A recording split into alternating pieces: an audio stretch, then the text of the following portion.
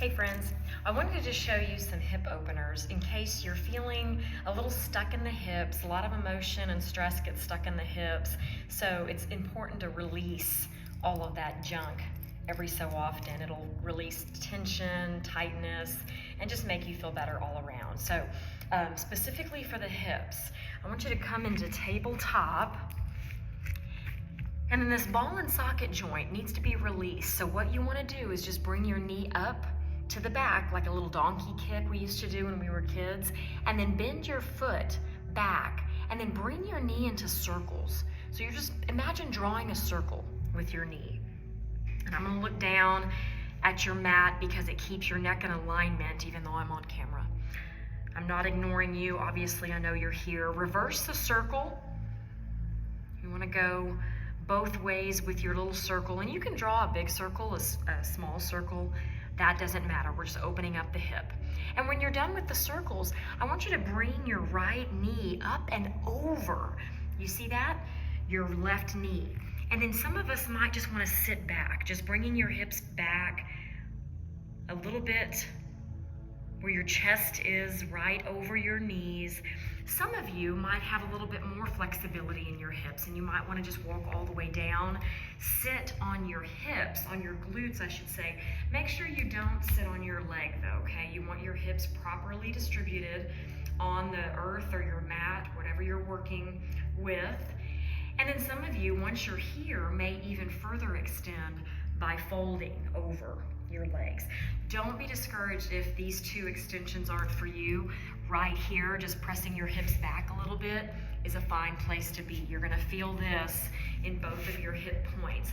Obviously, you wanna go to the other side and do both sides. So lifting up our left foot, there in the back, and then drawing your circles. Open up as wide as you want to, or as little circles, if you wanna draw little circles. Just make sure you do both sides. Reversing the circle now. Gazing down at your mat, or maybe even just closing your eyes since you're grounded on your mat.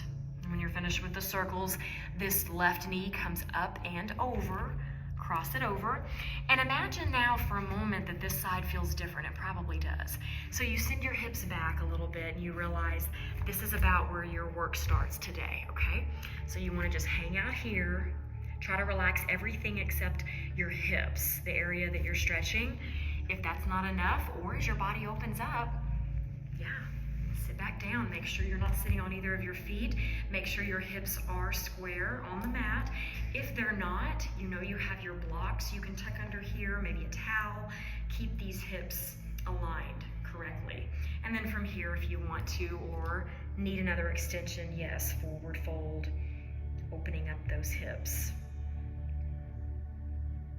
Okay, so when you're done with this, uncross your legs. You're gonna stay in a seated posture. We're gonna come into what we call butterfly pose. So the soles of your feet are gonna come together like this. Your knees are gonna go out wide. And perhaps you forward fold a little bit. That's about as much as I can go today. And then you breathe through your butterfly stretch, okay? If this is too much, you can open up your feet a little bit further away from your inner thighs. And you're still doing the work, forward folding if you need to, want to, just opening up the hips and the groin and the inner thigh. So releasing any of those tense places in your hips that you have. And then finally coming into a little twist. You can do this reclined or seated. I'm gonna demo the seated posture. You're gonna bring your right foot up and over the left foot. Your knee's gonna be up close to your chest, close to your heart space. And then you're gonna bring your left hand up and over. So your elbow may hug your right knee. Your right hand can go all the way around behind you. And then your chin can align right over your right shoulder behind you. So you're coming into this full spinal twist, but you're also feeling this on the right hip, maybe the right IT band. Then when you're done with this side, obviously, you want to cross the other foot, the left foot over the right, same thing. And then see what's available on this side. Opening up the left side into this twist. I always like to finish my practice with a good meditative shavasana, so finding an easy seated posture.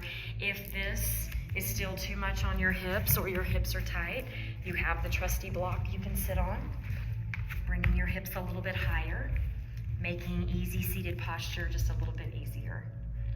Closing down your eyes, taking a moment for yourself.